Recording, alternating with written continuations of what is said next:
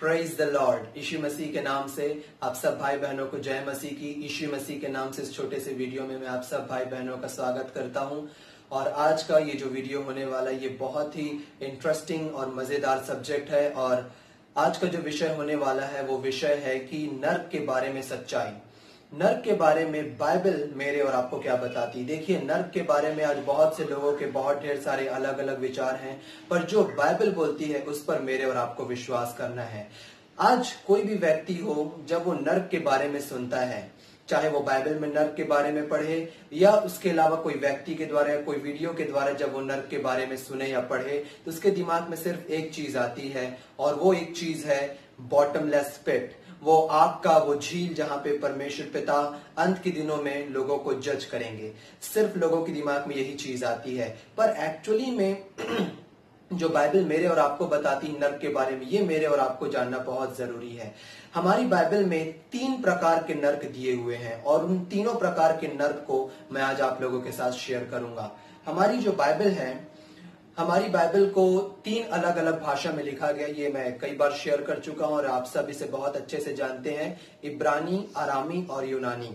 सन 1300 में पहली English Bible को ट्रांसलेट किया गया था, जिसे ट्रांसलेट जो किया था सबसे पहला इंग्लिश ट्रांसलेटर, उनका नाम था जॉन विक्लिफ। आज जो बाइबल चलती है विक्लिफ बाइबल के नाम से चलती है, और उसमें बहुत ढेर सारी इंटरेस्टिंग बातें हैं, इंटरेस्टिंग ट्रांसलेशंस हैं, पर इसे उतना रिलेवेंट या उतना सटीक नहीं माना गया। पर जब सन 1611 में 1611 में किंग जेम्स ने जब बाइबल को ट्रांसलेट कराया, इब्रानी, अरामी और यूनानी तीनों भाषा से जब इंग्लिश में ट्रांसलेट कराया, जिसको बहुत ही रिलेवेंट माना जाता है, बहुत ही करेक्ट ट्रांसलेशन माना जाता है, वो बाइबल को जब किंग जेम्स ने ट्रांसलेट कराया, तो उस ट्रांसलेशन में जो नर्क शब्द थे, इब्रानी में और यूनानी में, हिब्रू और ग्रीक में जो नर्क शब्द थे, उस शब्द का एक्चुअली मतलब को जो ट्रांसलेटर्स थे उन्होंने नहीं समझा, और उन्होंने पूरे हिब्रू में जो पूरे ओल्ड टेस्टामेंट में जो शब्द है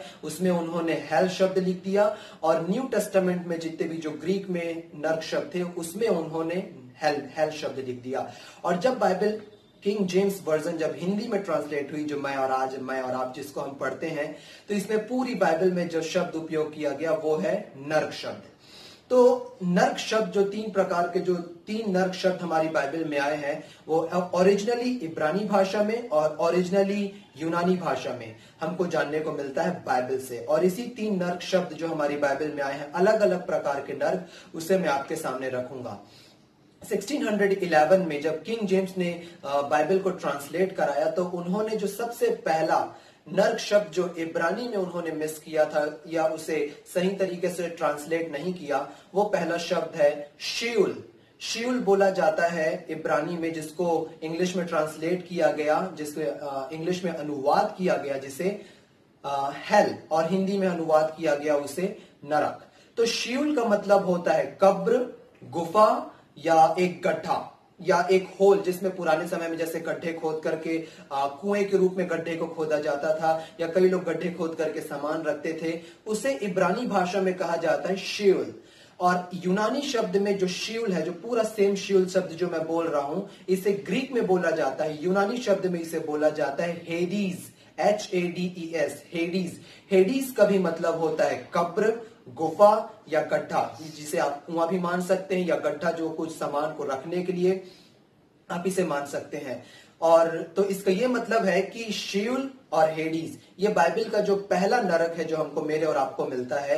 तो नरक का जो पहला शब्द है, नर्क का जो पहला शब्द है, ओरिजिनल शब्द इब्रानी में शियुल और यूनानी में, ग्रीक में हेडीज, दोनों का मतलब होता है कब्र, गुफा या गड्ढा। अब यदि मैं इससे ऐसा कहूं कि प्रभु यीशु मसीह अपनी मृत्यु के बाद, क्रूस पर अपने मृत्यु के बाद प्रभु यीशु मसीह 3 दिन और 3 रात प्रभु यीशु मसीह नरक में थे, तो बहुत से लोग कहेंगे कि तुम गलत कह रहे हो। पर यदि आप यूनानी कॉन्टेक्स्ट को, ग्रीक कॉन्टेक्स्ट को यदि आप ध्यान देंगे, तो हेडीज, नरक का मतलब होता है हेडीज, जिसका मतलब होता है कब्र। इसका यह मतलब है कि मैं सही कह रहा हूं। और उसी प्रकार यदि आप कहेंगे कि लाजर जो है वो लाजर भी अपनी मृत्यु के बाद लाजर वो 4 दिन से वो नर्क में था। तो आप बिल्कुल सही कह रहे हैं। इसका ये मतलब है कि लाजर अपनी कब्र में था, लाजर अपनी गुफा में था। और उस समय में स्टोन कॉफिन्स होती थी, पत्थर, जिसका ये मतलब होता है गुफा या कब्र। तो 2 प्रकार के पहले हमको जानने को मिलते हैं बाइबल में, हिब्रू में शीउल और ग्रीक में हेडीज। दूसरा जो मेरे और आपको मिलता है बाइबल में, मेरे और आपको जो नर्क मिलता है, जिसका ट्रांसलेशन करेक्ट नहीं हुआ, जिसे नर्क शब्द के रूप में बाइबल में डाल दिया गया किंग जेम्स ने 1611 में, वो दूसरा जो नर्क पाया जाता है, इसे मैं बाइबल में आपके सामने पढ़ूंगा। और बाइबल में मैं इसे आपके सामने जो पढ़ने वाला हूं वो है मरकुस रचित सुसमाचार, उसका 9वां अध्याय। और उसका जब आप पढ़ेंगे 42 से लेकर के 50 तक, तो आपको पूरा इसमें जानने को मिलेगा। पर मैं सिर्फ आपके सामने वर्स 43 43वां पद बस मैं आपके सामने में पढ़ूंगा। देखिए यहां बाइबल क्या बोलती है। यदि तेरा हाथ तुझे ठोकर खिलाए तो उसे काट डाल, टुंडा होकर जीवन में प्रवेश करना तेरे लिए इससे भला है कि 2 हाथ रहते हुए नर्क की आग में डाला जाए जो कभी बुझने की नहीं। अब यहां पे जो शब्द आया है नर्क, नर्क के लिए यहां पे जो ग्रीक वर्ड आया है, जो यूनानी शब्द आया है, वो यूनानी शब्द है गहन्ना। और गहन्ना शब्द को यदि आज मॉडर्न लैंग्वेज में मैं इसे बोलूं तो आज आप इसे बहुत से लोग इसे जानते हैं, जो बहुत से मुस्लिम भाई बहनों के द्वारा ये शब्द उपयोग किया जाता है, जहन्नुम की आग। तो इसका जो रूट वर्ड है, इसका जो ओरिजिनल और रूट वर्ड है, वो रूट वर्ड है गहन्ना। गहन्ना से शब्द आया जहन्नुम, जिसको आज मैं और आप बहुत अच्छे से फैमिलियर हैं। तो ये गहन्ना शब्द कहां से आया? गहन्ना शब्द के बारे में मैं आपसे थोड़ा सा डिटेल में इससे मैं आपके साथ शेयर करता हूं। प्रभु यीशु मसीह ने जब वो इस पृथ्वी पर थे अपनी मिनिस्ट्री में, प्रभु यीशु मसीह ने इस शब्द का उपयोग किया गहन्ना। और उस समय के लोगों को प्रभु यीशु मसीह ने बोला कि यदि तेरा एक हाथ ठोकर देता है तो उसे काट डाल, टुंडा होकर जीवन में प्रवेश करना भला है, इससे कि तू दोनों हाथों को लेकर के तू गहन्ना में डाला जाए। अब गहन्ना क्या है? प्रभु यीशु मसीह के समय में बैक इन दोज डेज यरूशलेम के आउटर एरिया में, यरूशलेम से थोड़े से आउटर एरिया में एक घाटी है, एक तराई है, एक वैली है, जिसे बोला जाता है वैली ऑफ हिन्नोम, हिन्नोम की तराई या हिन्नोम की घाटी। उस समय में, प्रभु यीशु मसीह के समय में, जितनी भी डेड बॉडीज होती थी और जितने भी यरूशलेम का वेस्ट प्रोडक्ट होता था, कचरा होता था, गंदगी होती थी, उस सारी चीजों को, डेड बॉडीज को, कचरे को और सारी गंदगी को हिन्नोम की तराई में डाला जाता था। और हिन्नोम की तराई में उसे आग लगा करके कंज्यूम किया जाता था, उसे खत्म कर दिया जाता था। तो जो यरूशलेम के लोग थे, जिसको बाइबल में यबूसी बोला जाता है, जेबूसी पीपल, तो जो यबूसी लोग थे वो बहुत अच्छे से हिन्नोम की घाटी को जानते थे कि किस प्रकार से वहां डेड बॉडीज को, वेस्ट मटेरियल को आग लगा करके कंज्यूम किया जाता था। तो प्रभु यीशु मसीह ने हिन्नोम की घाटी का, हिन्नोम घाटी का एग्जाम्पल दे के प्रभु ने बताया कि परमेश्वर पिता का जब न्याय का दिन आएगा, जब जजमेंट का डे आएगा, तो परमेश्वर पिता कुछ इसी प्रकार से लोगों को गहन्ना में, लेक ऑफ फायर में, बॉटमलेस पिट में परमेश्वर पिता एंटी क्राइस्ट को और हर एक लोगों को जो परमेश्वर पिता के विरुद्ध चलते हैं, परमेश्वर पिता के अगेंस्ट रिबिलियन करते, गद्दारी करते हैं, उन लोगों को परमेश्वर पिता कुछ इसी प्रकार से जज करेंगे। तो इसे आप ध्यान से समझिए कि गहन्ना जो है, ये प्रभु यीशु मसीह ने उपयोग किया बॉटमलेस पिट के लिए, लेक ऑफ फायर के लिए, जो बहुत से लोगों के दिमाग में आता है। और गहन्ना से ही शब्द आया जहन्नुम की आग। तो ये मरकुस 9 में जो मैंने आपके सामने वर्ष पढ़ा, इसमें जो दूसरा नर्क आता है, ये नर्क है गहन्ना। और अब जो तीसरा नर्क बाइबल में मेरे और आपके सामने आता है, जिसको मेरे और आपको जानने की आवश्यकता है, ये पूरी बाइबल में सिर्फ एक ही बार ये नर्क, यह जो ओरिजिनल ग्रीक वर्ड वहां पे है, यूनानी शब्द है, ये पूरी बाइबल में एक ही बार उपयोग किया गया। और ये यूनानी शब्द है टार्टेरो, जिसका मतलब होता है जेल या बंदीगृह। और ये पूरी बाइबल में एक ही बार उपयोग किया गया है। और जब आप इसे हिंदी या इंग्लिश बाइबल में जब आप पढ़ेंगे तो आपको मिलेगा नर्क हिंदी बाइबल में, और इंग्लिश बाइबल में मिलेगा हेल। मैं इसे आपके सामने पढ़ूंगा। दूसरा पत्रस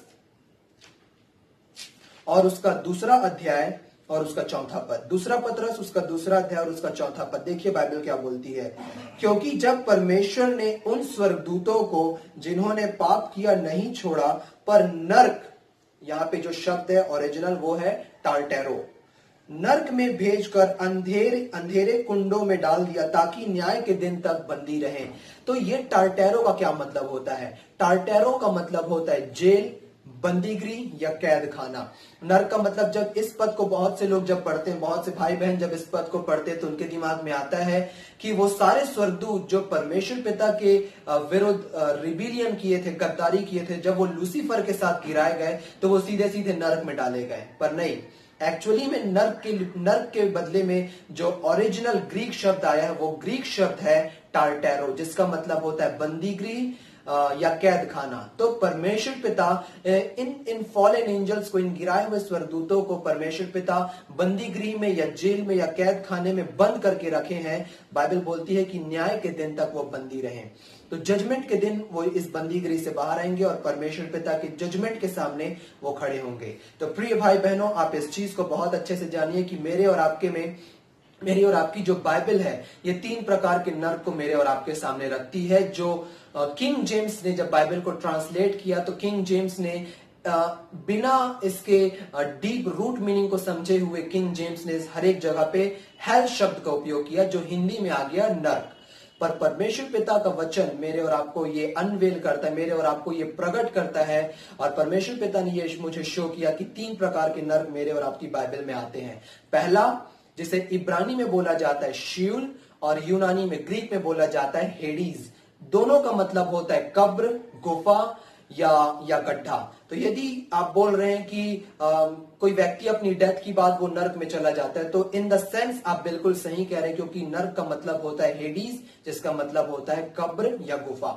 दूसरा नर्क मेरे और आपको बाइबल में मिलता है गहन्ना, जिससे शब्द आया जहन्नुम, और जहन्नुम की आग। तो ये बिल्कुल क्लियर है कि ये बॉटमलेस पिट को प्रभु यीशु मसीह ने रेफर करके बोला कि लास्ट डेज में, जजमेंट के समय में ये कैसा होगा। तो हिन्नोम की घाटी के तरह से प्रभु यीशु मसीह ने गहन्ना का एग्जाम्पल प्रभु यीशु मसीह ने बताया।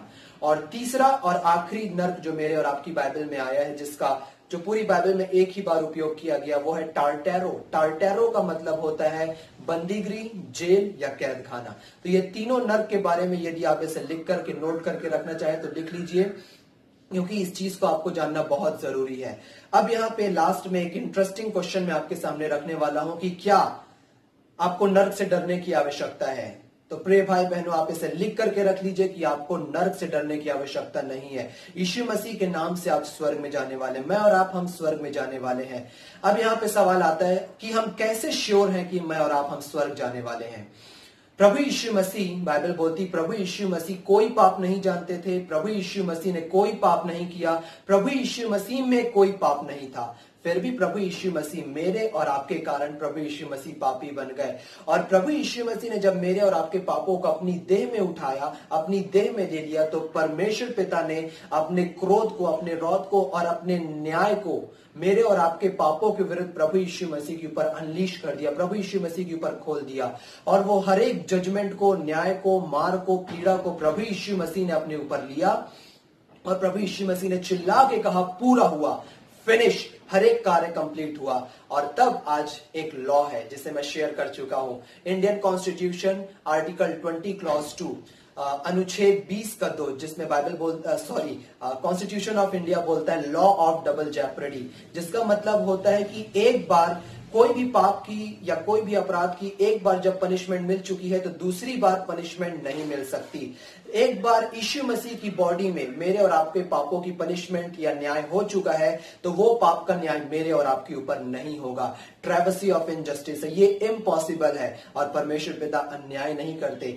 God is a God of justice, परमेश्वर पिता न्याय के परमेश्वर पिता है। और परमेश्वर पिता ने जब एक बार मेरे और आपके पापों को यीशु की बॉडी में जज कर दिया, तो वो पाप मेरे और आपके ऊपर, वो जजमेंट, वो न्याय, वो पनिशमेंट मेरे और आपके ऊपर नहीं आएगी। तो अब मेरे और आपके फ्यूचर में, मेरे और आपके भविष्य में क्या है, ये सवाल आता है। तो मेरे और आपके भविष्य में वही है जो प्रभु यीशु मसीह देने के लिए आए थे। प्रभु यीशु मसीह ने कहा, मैं आया हूं कि तुमको जीवन मिले और बहुतायत का जीवन मिले। I have come that you might have life and have it more abundantly. बहुतायत का जीवन, इटर्नल लाइफ मेरे और आपके भविष्य में है, क्योंकि प्रभु यीशु मसीह ने इस लाइफ की प्राइस को क्रूस में पे किया है। और अभी जितने भी मेरे रिसेंटली मैसेजेस को आपने सुना है प्रिय भाई बहनों, तो मैंने उसमें आपके साथ शेयर किया है कि प्रभु यीशु मसीह मेरे और आपके पापों के लिए तो मारे गए, पर मेरे और आपके धर्मी ठहराने के लिए मृत्यु के बंधन में से जी उठे। इसका यह मतलब है कि मेरा और आपका जीवन पाप के ऊपर है, बीमारी के ऊपर है, मृत्यु के ऊपर है, और मोस्ट इंपॉर्टेंटली मेरा और आपका जीवन नर्क के ऊपर है, क्योंकि प्रभु यीशु मसीह ने नर्क को, पाप को, बीमारी को और मृत्यु को क्रूस में उन्होंने हरा दिया। और प्रभु यीशु मसीह ने जो भी किया, मेरे और आपको उसमें उन्होंने शामिल किया, मेरे और आपको उसमें प्रभु यीशु मसीह ने इंक्लूड किया। इसका यह मतलब है कि नर्क, पाप, मृत्यु, बीमारी सब मेरे और आपके जीवन के पीछे है, मेरे और आपके सामने में है। वो है life and life more abundantly. बहुतायत का जीवन मेरे और आपके सामने है। तो आप इस चीज को जान करके रखिए कि प्रभु यीशु मसीह ने मेरे और आपको जीवन देने के लिए आए और हमको बहुतायत का जीवन मिलेगा। 3 प्रकार के नर्क हैं, इन तीनों प्रकार के नर्क को आप जान करके रखिए। हेडीज एंड शीउल, जिसका मतलब होता है कब्र या गुफा, गहन्ना, लेक ऑफ फायर जिसे जहन्नुम भी बोला जाता है, एंड टार्टेरो जिसका मतलब होता है बंदीगृह। पर हमारी पूरी बाइबल में पूरी हिंदी बाइबल में नर्क शब्द का उपयोग किया गया है और पूरी इंग्लिश बाइबल में हेल शब्द का उपयोग किया गया है। पर जब आप इसे इब्रानी और यूनानी में, ग्रीक और हिब्रू में आप पढ़ेंगे तो ये बहुत बेटर आपको क्लियर होगा। तो मैं आशा करता हूं और विश्वास करता हूं कि इस छोटे से वीडियो के द्वारा निश्चित प्रभु की ब्लेसिंग को आपने अपने जीवन में पाया है। प्रभु आप में से एक एक लोगों को बहुतायत की आशीष देवे। May God bless you all and thank you very much.